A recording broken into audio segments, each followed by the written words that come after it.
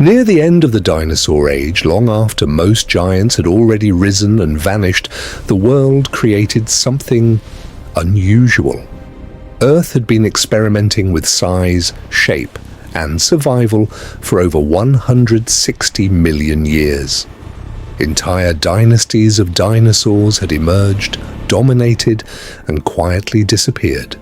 And in this late, fragile chapter of Earth's long history, a final predator appeared, not as a beginning, not as a symbol of growth, but as something that almost shouldn't have existed, an animal built differently, a design that seemed to break the rules, a predator evolution never truly planned. It was not shaped by a stable world. It was forged in a planet approaching its end. Only then do we give it a name. Before we can understand Tyrannosaurus rex, we need to answer a deeper question. How do we even know dinosaurs existed? No human has ever seen one alive. No one has watched them walk, hunt, or breathe. Everything we know begins with stone. When the first dinosaur fossils were discovered in the early 19th century, they were incomplete.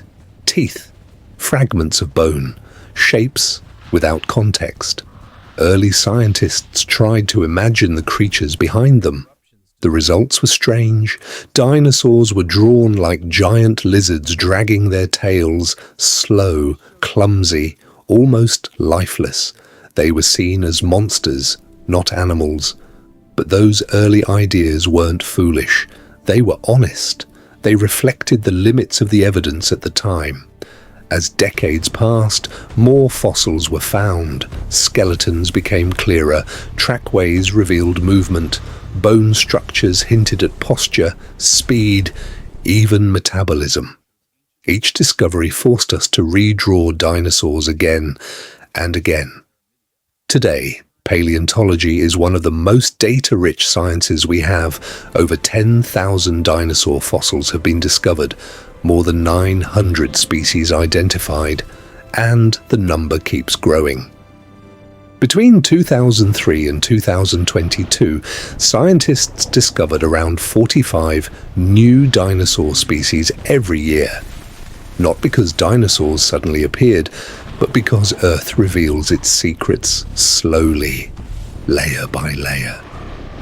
To truly understand T-Rex, we have to go back much further. Long before continents looked the way they do today, Earth was one massive landmass.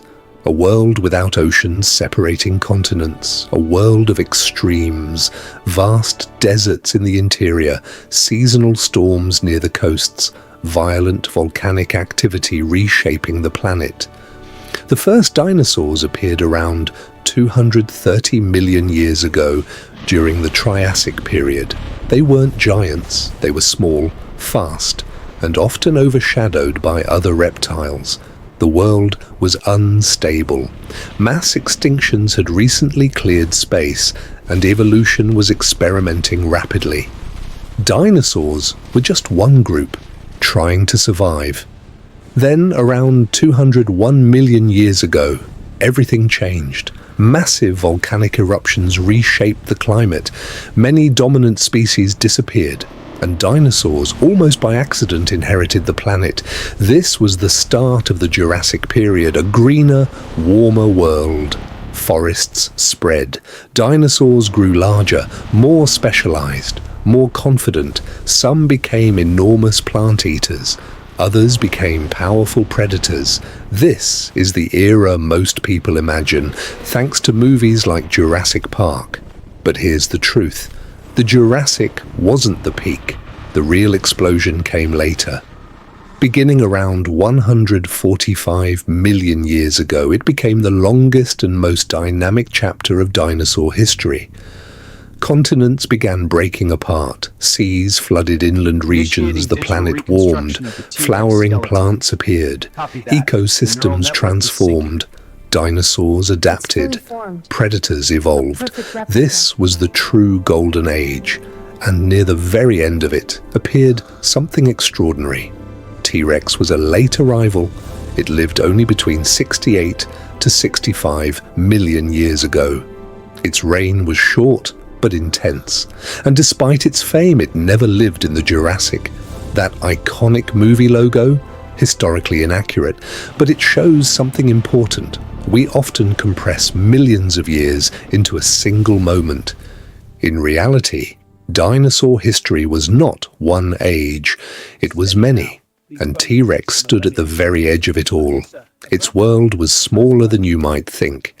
Around 66 million years ago, North America was split by a massive inland sea. The western side, called Laramidia, was its home. That's where T-Rex lived, nowhere else.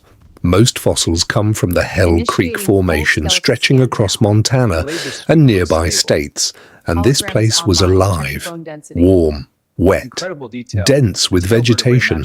No grass, just ferns, conifers, and early flowering trees. It was crowded. Triceratops dominated the land. Edmontosaurus moved in massive herds. Ankylosaurus roamed like armored tanks. Smaller dinosaurs filled the forests, and beneath them, tiny mammals waited in the shadows. At the top of this ecosystem stood T-Rex, not rare, not mythical, a real dominant predator. One fossil tells us more than most. Her name is Sue, the most complete T-Rex skeleton ever found. Her bones show scars, bite marks, broken ribs, injuries that healed. She lived a violent life and survived it. Now, imagine T-Rex in its world, not alone, but surrounded by life, a living ecosystem built over millions of years, a kingdom about to disappear.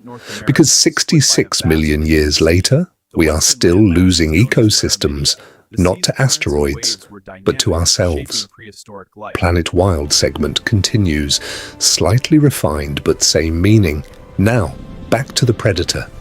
T-Rex was enormous, around 12 meters long, weighing 6 to 7 tons. But size alone wasn't what made it dangerous. It was how everything worked together. Its skull was built for force, thick bones, reinforced structure, teeth like spikes designed to crush, not slice. Bite force up to 57,000 newtons, enough to shatter bone, and we know it did, because we've found bones with its bite marks and fossilized dung filled with bone fragments. It didn't just eat meat, it consumed everything. Its senses were just as powerful. Its sense of smell was incredible. Its eyes faced forward, giving depth perception. It could see clearly. It could track prey from far away. And its hearing? Tuned to low frequencies, it could feel movement through the ground. That famous roar probably never existed. Instead, it likely produced deep, low vibrations. You wouldn't hear it first, you'd feel it. And those tiny arms? Not useless, strong, muscular, each capable of lifting heavy weight. They just weren't needed as much. The head had become the main weapon. Even its skin tells a story. Early relatives had feathers. But adult T-Rex, likely scaled, armored. But here's something deeper. When you see a T-Rex skeleton in a museum, you're not seeing the full animal, you're seeing a reconstruction. Scientists fill gaps using data, symmetry, and comparisons. Because humans don't just want facts. We want stories. We want to see life. And that leads to a problem. Many T-Rex fossils are now in private hands, hidden, unavailable to science. Each lost fossil is lost knowledge, lost history. Because this isn't just about bones. It's about connection. When someone stands under a T-Rex skeleton, something happens. A link forms between the present and a world 66 million years gone. And that's the real story, not just of T-Rex, but of life itself.